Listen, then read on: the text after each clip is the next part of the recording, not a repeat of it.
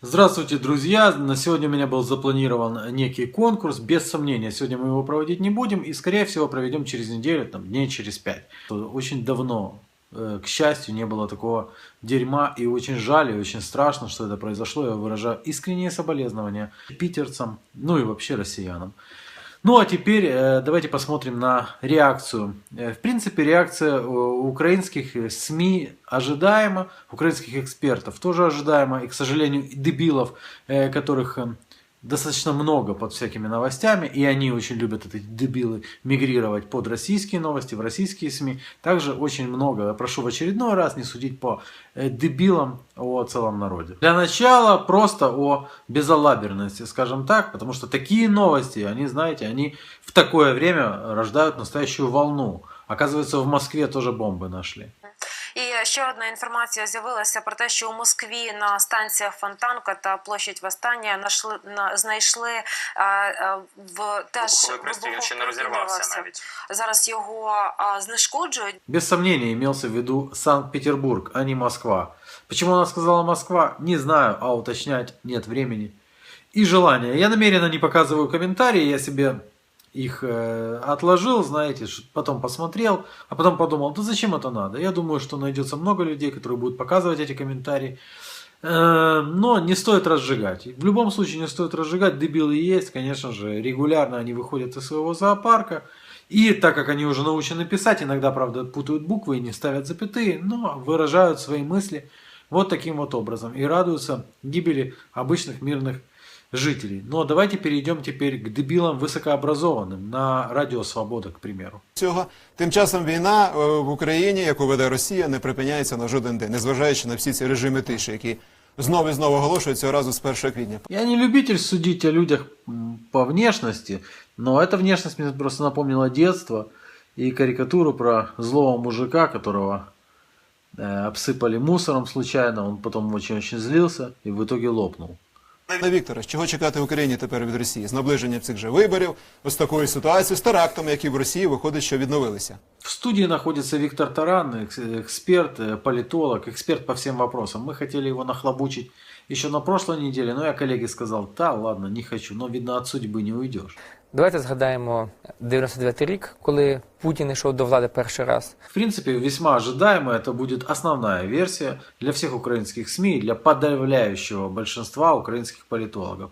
99-й год, ФСБ взрывает Россию, это все Путин. Але мене трохи інше насторожує, тому що я перед ефіром гуглив ситуацію і побачив, що в Росії зараз на сайтах, в соціальних мережах і в ЗМІ обговорюють іншу тему, яку ми випустили.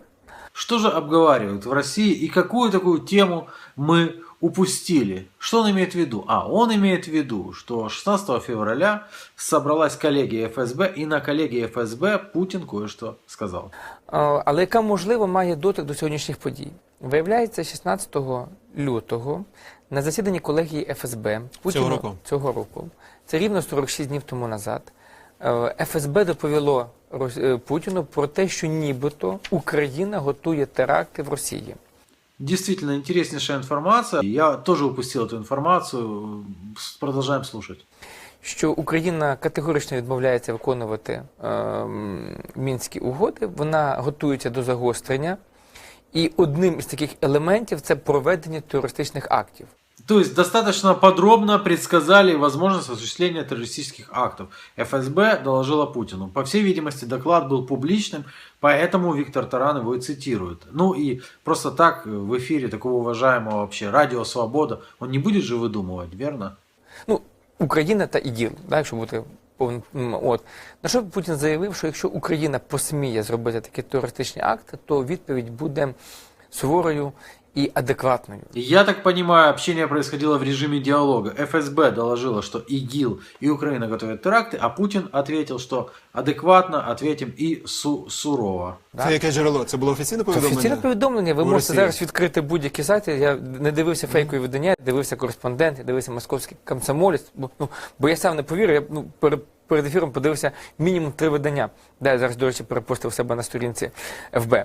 Я на всякий случай прогулялся на страницу ФБ данного политолога и не обнаружил такого перепоста, потому что мне было тоже интересно сходить по ссылке и прочесть, где ФСБ это докладывает и где Путин отвечает. Посилання пряме. І от мене це насторожило, да? Тому що якщо я ще перед ефіром думав більше про вашу версію, да? Ну, те, що ви озвучили, що... Це не моя версія. Ну, умовно, окей. І версії, власне, ще немає. Про те, що... Ну, пока ребята там смеются, смешно же ведь, мы пойдем на московский комсомолец, который и сообщил о том, что сообщил Путин. Название на самом деле. Путин на коллегии ФСБ заявил, что Киев готовит террористический акт. Но давайте прочтем прямую речь Путина. Более того, они открыто говорят об организации диверсионно-террористической подрывной работы на территории России. Нас это не может не беспокоить, добавил глава государства. И здесь я не понял. Украина готовит террористические акты, и они открыто говорят о возможности проведения. Чтобы расставить все точки над «и», нужна прямая речь Путина. Решение.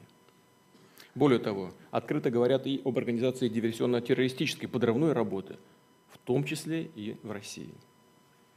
Нас это не может не беспокоить.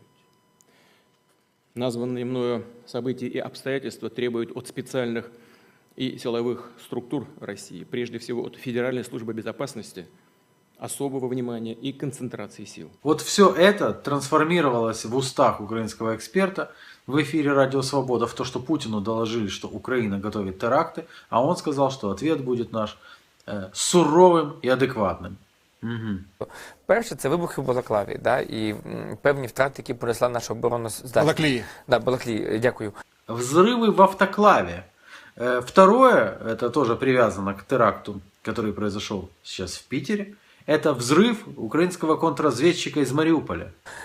Друге, це вбивство, яке відбулося минулого тижня керівника контррозвідки, який відповідав на Донецькій області. Маріуполя. Був похорон на вихідні. Да, але якого Грицак назвав найкращим контррозвідником в Україні. В принципе, любой СБУшник, когда его убивают, внезапно становится лучшим СБУшником Украины. Убивають від лучших. Нагадаю, що була створена 20-22 армія, зараз 8. І вони мають концентруватися в районі Харкова і Чернігова. Да? Ну вот, в принципе, на 22-й российской армии на границе с Черниговом и остановимся. Перейдем теперь к другому эксперту. Им звонит, это бывший контрразведчик український. Версія може бути то, що Росія, яка історично є державою, що сповідує терористичні акти, прояви. Россия, исповедующая терроризм, подготовила террориста, который прошел обкатку в Сирии или на Донбассе. Это террорист, недовольный чем-то, пошел и взорвал метро. Самая нормальная версия. Не виключено, що хтось із невдоволених, підготовлених нею терористів, які пройшли обкатку чи там в Сирії, чи на Донбасі, не отримавши обіцяних якихось нагород, міг зробити таку помсту. Не получив награду, пошел и взорвал метро.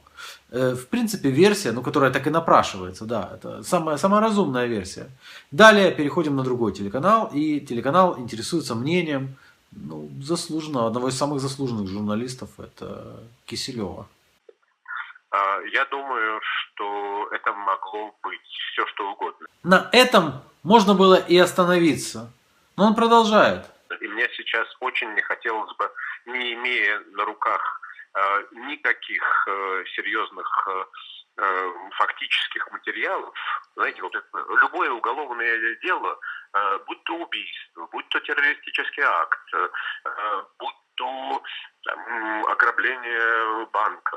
Очень сложно комментировать журналисту, у которого нет доступа к материалам следствия. Достойная позиция, в принципе. Ну все, думаете, эфир выключился? Нет, не выключился, потому что вот такую же позицию я уже где-то слышал, вспомнил. Я ее слышал, когда убили Вороненкова. Ну, вы знаете, когда не имеешь доступа к материалам уголовного дела, очень сложно его комментировать. Но... Первое, конечно, что приходит в голову, это то, что работали российские спецслужбы, и что... Это было тогда, все-таки, знаете, нельзя выдвигать версии, но сломался и выдвинул версию, которая сама так и просится. В этот раз... Выдвигать те или иные версии было бы как минимум безответственно. Но Могу сказать только одно. И тут не одинок. Очень многие люди, узнав о том, что вскоре после мощных демонстраций, которые прошли в Питере 26-го. Идея понятна. Дальше он будет еще долго рассказывать о том, когда было НТВ, там вышла передача, потом передачу закрыли, ну, там про молодость, все такое, а потом журналистка прервала. Идея понятна, и эта идея будет номером 1 во всех средствах массовой информации и в устах всех политологов, ну или подавляющего большинства политологов. Теперь мои идеи какие. Во-первых, я был крайне удивлен фотографией подозреваемого, потому что это не умещается в моей концепции. Потому что человек, который идет на такого рода преступление, имеет такую внешность, в 99% случаев является шахидом. Для шахида умереть в таких обстоятельствах – это великое благо.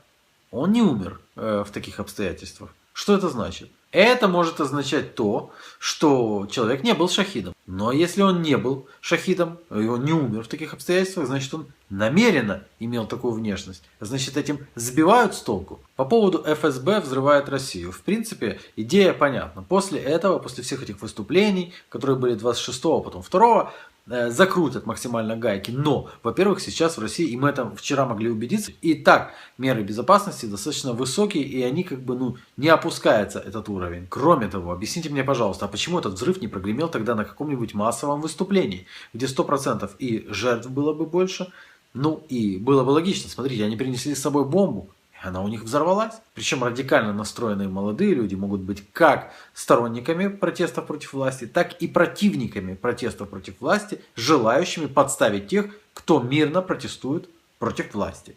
Все пока что мои доводы портит, уничтожает полностью фотография, на которой я вижу человека, у которого на груди написано «Я террорист». В любом случае, сейчас выдвигать какую-то версию даже с 10% уверенностью очень-очень рано. Я не говорю, надо дождаться результатов официального расследования. Нет, просто части этой мозаики будут складываться. И поверьте мне, туман начнет рассеиваться уже очень-очень скоро. Ну а пока что будьте осторожнее, избегайте массовых скоплений людей. Ну и вообще следите за собой.